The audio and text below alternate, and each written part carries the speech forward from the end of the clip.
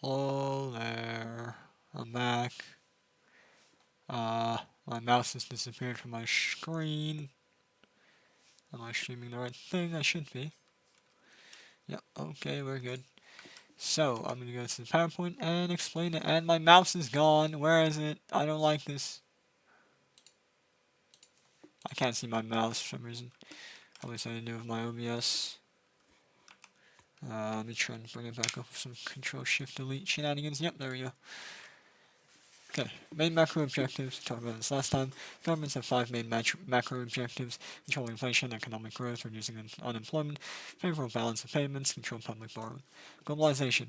Businesses operate in an international context, increase in global finance and exposure to international forces.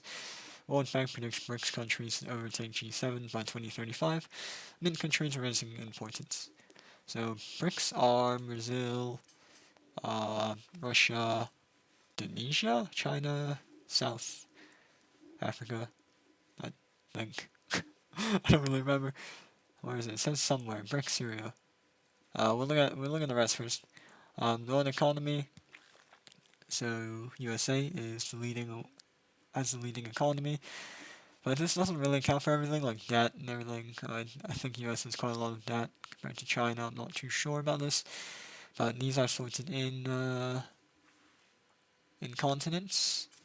North and Central America, Middle East, Asia, Africa, Oceania, South America, and Europe. So China has 90.4, that's the second one, second largest economy. Um, and then we have Japan, Germany, India, United Kingdom, France, Italy, Canada, Brazil. IMF is Intermonetary Fund. Next 10 GDP, Russia, South Korea, Australia, Mexico, Spain, Indonesia, Netherlands, Saudi Arabia, Turkey, Switzerland. So, like, a few things will surprise you on this page. Like, Indonesia, that's a surprise.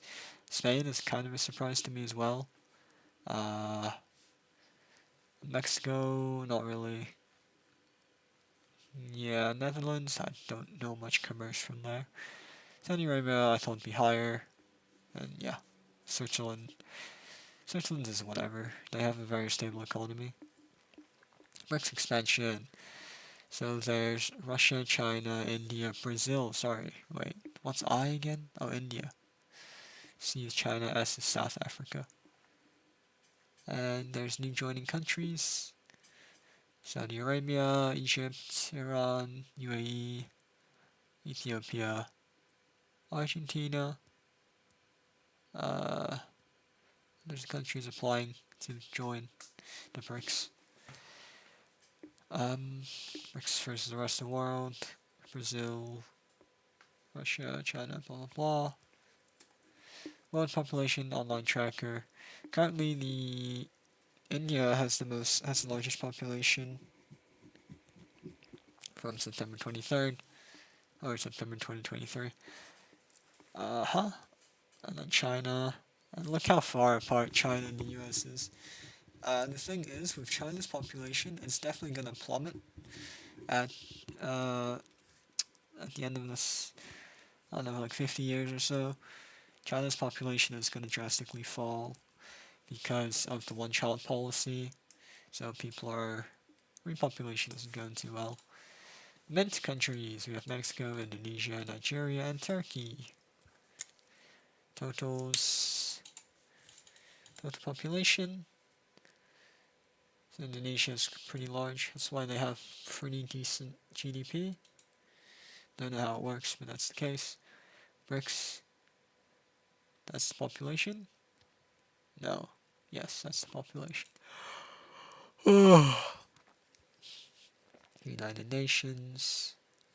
Number of persons. I don't really know much. GDP of India. African youthquake. Africa has a lower population, or lower, it's called lower age population.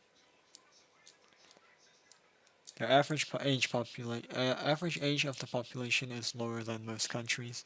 Everyone's quite young there because life expectancy is also quite low. So yeah. Africa is larger than the territorial space of the US, Europe, China, and India combined. Invisible shipwrecks, migrant migrant boats that sink on the way from West Africa to the Canaries. So far this year, 9,386 Africans have made it alive. Close to 800 died in the Atlantic.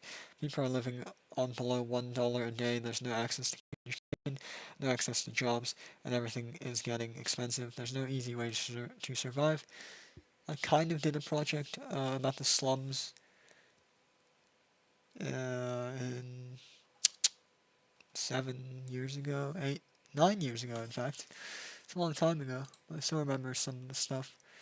Birth rates are declining. Nigeria rising. Population of Nigeria is projected to exceed that of Europe in 2085. That's a long ways away.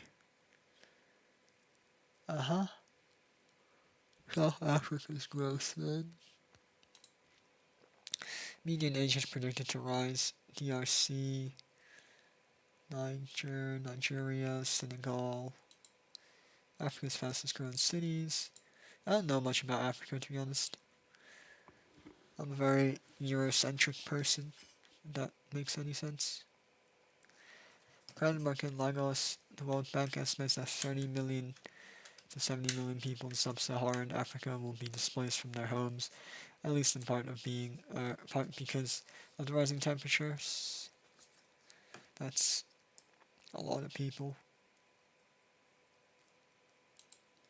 having to leave your country, or your country. I don't know much enough to comment on this. Globalization causes increase in technology, telecommunications, shipping, internet, finance.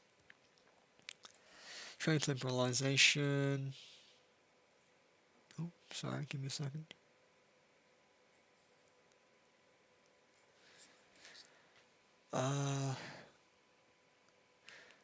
World Trade Organization, WTO, works for trade liberalization, so free trade, I assume, or freer trade. Opening up of parts of the world to international trade. BRICS, ex-communist countries and their natural resources and manpower. Is this declining now? Probably yes, but also not really. It's all happening at the same time, it says. Plenty of firms and markets. Why do firms exist? What are markets? How are prices determined? Who knows? Oh, this is on about the monopolies and stuff. Demand. Law of demand states, as the price of a product rises, a lower quantity will be demanded. Likewise, as the price of a product decreases, a higher quantity will be demanded. The substitution effect is the negative effect. As the price of a good goes up, alternatives to this seem more attractive, and so people buy less of this good. The income effect, negative effect. As the price of a good rises, the amount of income of a purchaser will decrease, as so they will buy less. This works in both ways. Basically, same thing, just the other way around. Demand, other determinants of demand: taste, number and price of substitute goods, number and price of complementary goods, disposable income, expectations of future price changes, and substitute goods and complementary goods. We've talked about this. Demand, you can see that's just a demand curve. P2 falls to P1, point P1, B to A basically. Quantity 2 changes to quantity 1, or vice versa. Supply, the relationship between supply and price. Law of supply, all other factors being equal, as the price of a good or service increases, the quantity of goods or services offered by suppliers increases, and vice versa. This is why supply curves generally slope upwards, as shown here. P1 falls to P2, or point A goes to point B, P1 falls to P2, Q1 falls to Q2. Simple. Other determinants of supply. The cost of production main reasons include changes in input prices, technology, organization and government policy, profitability of alternative products, substitutes in supply, the nature of random shocks, so exogenous shocks, and other unpredictable events, the aims of producers, expectations of future price changes, the number of suppliers. Equilibrium point, that's where supply and demand is perfect, and you'll make the most sales at the right price point and the right quantity point. Features of the forward market, structures, we have perfect competition. That is very unlikely. Everyone has the same education. Everyone knows how everything is done. You can't really say for farmers, but I guess you can.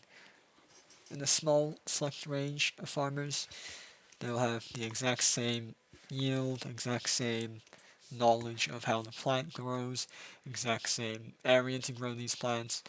There is all technically an infinite amount of these firms, but of course it's not, so it's very many. Freedom of entry unrestricted. Anyone can join. The barriers are very, very low, or there are none at all. It's like being a YouTuber. Nature of product, homogeneous, are the same basically, undifferentiated. Examples, cabbages, carrots, so like farmers and stuff. And implications for demand curve faced by firm, horizontal. Completely horizontal. Isn't that crazy? Firm is a price taker. So whatever people want, wait, what?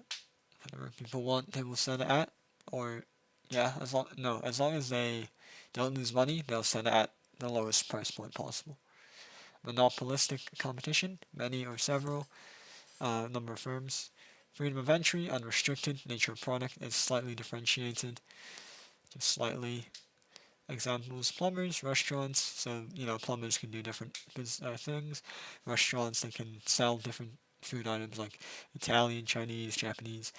Downward sloping but very relatively elastic. So what an elastic curve means is that it is leaning towards being completely horizontal, and inelastic is completely straight up vertical. Now it's oligopolies. There are very few firms, and the freedom of entry is very restricted. The barriers of entry are very high. Nature of product undifferentiated or very, very specialized, or no, very, very similar but barely different. Examples: cement, cars, electrical appliances. A lot of people usually use airplane or airlines because if you're getting somewhere, you can't really take a boat. It's going to take like 14, 15 days if you go across to another continent, for example. Implications, I mean, even on the same continent, it takes a while. Implications for demand curve faced by firm. Downward sloping, relatively inelastic. Shape depends on reactions of rivals. And monopoly. Monopolies, there are cartels, so people who work together to set a price point. This is actually illegal, but people do it anyways. Monopoly, there is one single firm or very, very small amount of firms. Most people use examples like the railway, water supply, especially the Thames water supply in London. That's basically a monopoly, but I believe there are government laws set against it, so that's fine. Freedom of entry is basically impossible to get into. You would need subsidies or need to be really, really rich. Like example, as I said before, railways. That's crazy hard to get into. Nature of product is very unique. One of a kind, really. Downward sloping, more inelastic than oligopoly. Firm has considerable control over price. But obviously, governments would like to control this, so that's what they do. Oligopoly. Key features of oligopoly: barriers to entry, interdependence of firms, incentives to compete versus incentives to collude. So that's where game theory comes in for oligopoly. I'm not going to explain game theory. You can do that yourself, and you search it up for yourself. Don't search up, uh, don't look at Matt Patch's channel, that's all. That's not about game theory. There are a few videos on it, but not what you're looking for. Factors favoring collusion, oligopoly, cartels, equilibrium of the industry, allocating and enforcing quotas. Now, the reason the barriers of entry is this high is because some firms like to collude and try to force out of business by setting their prices really low, so like even below break-even point, which means that they'll make zero money, they're even losing money, but they force out a company that is trying to stay afloat because they can not yet afford to purchase materials from a known factory or such. So they'll have a hard time entering the business because they're not making enough sales because everyone else is selling at a lower price point than they are. Concentration ratio and market share. Market forms can often be classified by their concentration ratio listed in the setting firm size. They are perfect competition with a very low concentration ratio, as I said, there's like an infinite number of firms, basically. Obviously, that's not true in real life applications. Monopolistic competition below 40% for the 5 firm measurement. I don't know what this is about, but there's a lot of them still, but not that many. Oligopoly. Oh, so this is how much they control the market. Below 40%, that's correct. Oligopolies, 40%, they control above 40% for, well, 5 firm measurement. So the largest 5 firms should control 40% at the least, basically. Monopoly, 80 to 100%, we know that, that's easy peasy. 5 firm concentration ratios, no one cares. Airline shares. Let's skip these. Company and industry level. Pestle looks at the general external environment. So we use Pestle to focus on the external environment of the company, how their publicity is viewed as, if it's good or bad. Porters focuses on I need hydration.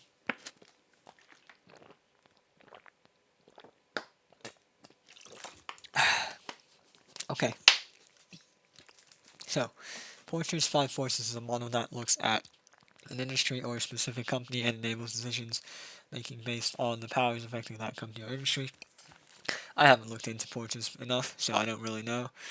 Strategic, attractiveness, or competitive position of an industry or market. Opportunities or threats within the market. Also SWOT.